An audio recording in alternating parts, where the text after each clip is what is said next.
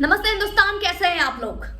आज मैं चर्चा करूंगी एक ऐसे आतंकवादी का जो 2005 से दिल्ली के तिहाड़ जेल में सजा काट रहा है उम्र कैद की।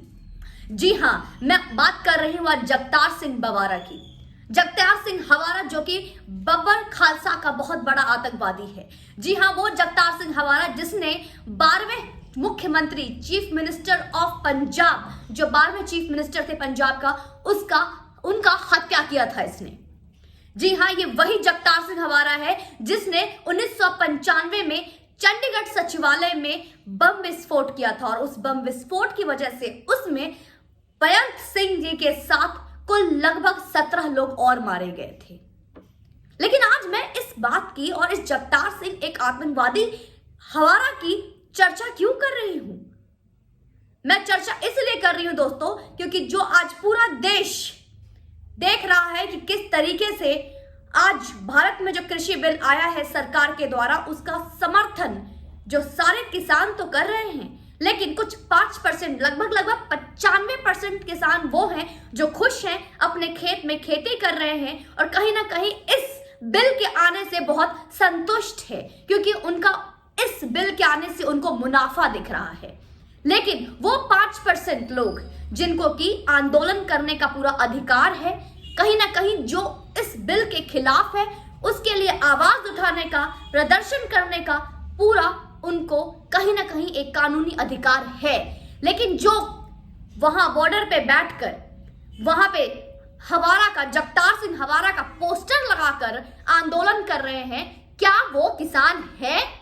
जो किसान कृषि बिल से नाराज हैं, उनकी नाराजगी समझ में आती है। इस आंदोलन के लेकर बैठक पर बैठक हो रही है, लेकिन जहां कल 8वीं बैठक हुई, जहां वो 5% किसान जो चाहते हैं कि बिल वापस लिया जाए या इस बिल में कोई संशोधन हो, लेकिन कल 8वीं बैठक जो सबसे छोटी बैठक थी, सिर्फ 3 घंटे की दोस्तों, सिर्फ 3 घंटे की, और 3 घंटे की बैठक और खत्म हो जाती है। पूरा देश फिर से उदास। जो वास्तविक में किसान है, वो 5% जो किसान जो इससे खुश नहीं है, वो फिर से हताश हो गए, क्योंकि फिर से कृषि मंत्री ने अपनी ही चलाई, किसी की नहीं सुनी और हट पे रहे कि हमें बिल में संशोधन नहीं चाहिए, बिल में कोई बदलाव नहीं चाहिए, बिल में क्या भला है क्या बुरा है, और जो बुरा है उसमें भी बदलाव नहीं चाहिए, जो भला है उसमें तो चाहिए ही नहीं चाहिए। हमें बस ये चाहिए कि किसान बिल वापस ले ले, इसे पूरी तरीके से कैंसिल कर दे। तो आज सरकार के लिए कहीं ना कहीं एक बहुत बड़ी बात उठकर ये आती है कि आज ये तथाकथित किसान जो जगतार सिंह हवारा का पोस्टर लगाकर बैठे हैं, वो खालिस्तानी, वो आतंकवादी का पोस्टर लगा के बैठे हैं अपने टेंट पे। और दोस्तों आप देख लीजिएगा, ये न्यूज हर जगह दिखेगा आपको। ये पोस्टर अगर आप जाएंगे तो आपको टंगा हुआ दिखेगा उस बॉर्डर पे, जहां पे आंदोलन के नाम पर कहीं ना कहीं एक हिंसा को रूप दिया जा रहा है। एक बहुत बड़े साजिश को अंजाम देने की कोशिश की जा रही है। शाहीन बाग से भी बड़ा षड्यंत्र रचा जा रहा है, जहां खुल के वृद्ध हमारे तथाकथित किसान जो किसान के रूप में बैठे हुए हैं, पगड़ी लगाकर कहते हैं वो तो मुस्लिम भाई थे जिन्होंने छोड़ दिया। जिस देश की ये हालत है कि आज कहीं ना कहीं मंदिर टूटते हैं, हर जगह आज कहीं ना कहीं जातिवाद की बात होती है, उस पर वो वृद्ध किसान कहते हैं वो तो मुस्लिम भाई थे जो शाहीन बाग में बैठे थे और उसे छोड़ दिया, लेकिन अब पाला सिखों से पड़ा है। जो कहता है जिस इंदिरा गांधी का जो अंजाम हुआ, जिसने इंदिरा गांधी को नहीं छोड़ा, अब नरेंद्र मोदी को नहीं छोड़ेंगे।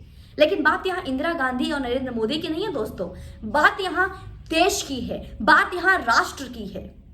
किसान आंदोलन की आड़ में हिंदुस्तान के टुकड़े गैंग को सम्मान देना, आतंकवादियों को जेल से निकालना, जगतार सिंह हवारा का पोस्टर लगाकर उसको एक शहीद और उसको हीरो बनाकर उसको एक भगत सिंह का एक जगह देना, ये है किसान। और ये है किसान का वास्तविक आंदोलन की आड़ में देश की व्यवस्था को आप खराब कर रहे हो। हम डरेंगे कि अगर हमारा बच्चा स्कूल जाता है वो सही होकर बिल्कुल सेफ और सुरक्षित होकर घर वापस लौटेगा, क्या उसके बस पे कोई हमलावर फिर से हमला नहीं करेगा इस आंदोलन की आड़ में? घर से जब लोग नौकरी पे जाते हैं, हम लोग तो क्या कहीं ना ये डर तो नहीं लगता कि किसी बॉर्डर पे ये आंदोलन करता जो किसान बनकर बैठे हुए हैं, कहीं हम पे भी हमला तो नहीं कर देंगे? ये डर, ये खौफ, ये दहशत, क्या इसे आंदोलन कहते हैं? ये आंदोलन है। आप आंदोलन करें, आंदोलन करना अभिव्यक्ति की आजादी है, ये चीज मैंने आपको पहले भी बताई थी। लेकिन जहां 8वीं बार बैठक हुई है दोस्तों, फिर भी वहां पे चीजें सॉल्व नहीं हुई, कोई भी समाधान नहीं निकला और अब ये चीजें सुप्रीम कोर्ट में जा चुकी है। माननीय सुप्रीम कोर्ट अब इसका फैसला करेगी आने वाले 11 तारीख को, मतलब कि सोमवार को। 11 जनवरी को जब सुप्रीम कोर्ट इस केस को लेकर, इस बिल को लेकर जब दूध का दूध और पानी का पानी कर देगी, तो क्या फिर भी इसका समाधान निकलेगा या फिर सुप्रीम कोर्ट की बात को भी ये इज्जत नहीं रखेंगे, उसके सुप्रीम कोर्ट के आदेश का भी अवहेलना किया जाएगा? और इतना ही नहीं, 11 जनवरी के बाद अगली बैठक फिर 9वीं बार 15 तारीख को होने वाली है। फिर से सरकार और कृषि मंत्री साथ साथ बैठेंगे। माफ चाहूंगी, किसानों के मुखिया, जो हर दिन एक नया लीडर उठकर आ जाता है वहां से, हर दिन एक नया लीडर वहां से जन्म लेता है और अपने आप को कहता है कि मैं किसानों का एक बहुत बड़ा वेल विशर हूं, गुड विशर हूं, मैं ही हूं इनका रक्षक। इसे रक्षा करना कहते हैं कि आप किसानों के आड़ में, उन्हीं के कंधे पर बंदूक रख के देश की व्यवस्था को और हमारे अन्नदाता को, जो हमारे अन्नदाता हैं, उनके आड़ में राजनीतिक रोटियां सेक रहे हैं। और इतना हर एक बच्चे को भी समझ में आता है।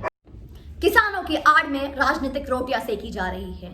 ये वो किसान है, वो हमारे अन्नदाता हैं और आप लोग उन्हीं का दोहन कर रहे हैं, उनका कहीं ना कहीं एक बहुत बड़ा अपमान कर रहे हैं कि भारत के किसान वो किसान हैं जो कि बॉर्डर पे बैठकर हमारे देश के एक ऐसे आतंकवादी को हीरो बनाते हैं जिन्होंने कई लोगों की हत्याएं की हैं, जो खुद पंजाब के मुख्यमंत्री का हत्यारा है, जो आतंकवादी आज जेल में बंद है, उसको बाहर निकलने के लिए बॉर्डर पे खड़े हैं। बिजली बिल माफ करो, पेट्रोल बिल को कुछ देखो, पेट्रोल का रेट बढ़ाओ घटाओ समझ में आता है, चलो ठीक है, आपने किसानों की आड़ में ये तक किया, चलो फिर भी एक देश का मुद्दा है, समझ में आता है।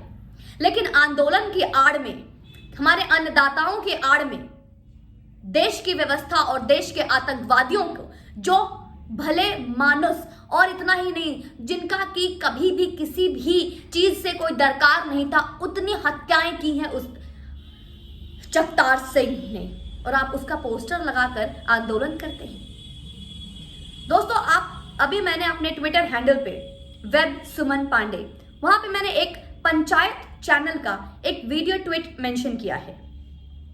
पंचायत चैनल बहुत अच्छा काम कर रही है, वहां पे आप देखिएगा, जो कि जाके ग्राउंड रिपोर्टिंग करती है, वहां से बैठे हुए लोगों का रिपोर्ट करती है, वहां पे बैठे हुए लोगों से पूछती है। तो वहां पे एक वृद्ध किसान बन के जो बैठे हैं, वो कहते हैं कि हमें तो ऊपर वाले इसका फंडिंग है, विदेश से फंडिंग हो रही है हमारी, हमें किस बात का दुख है?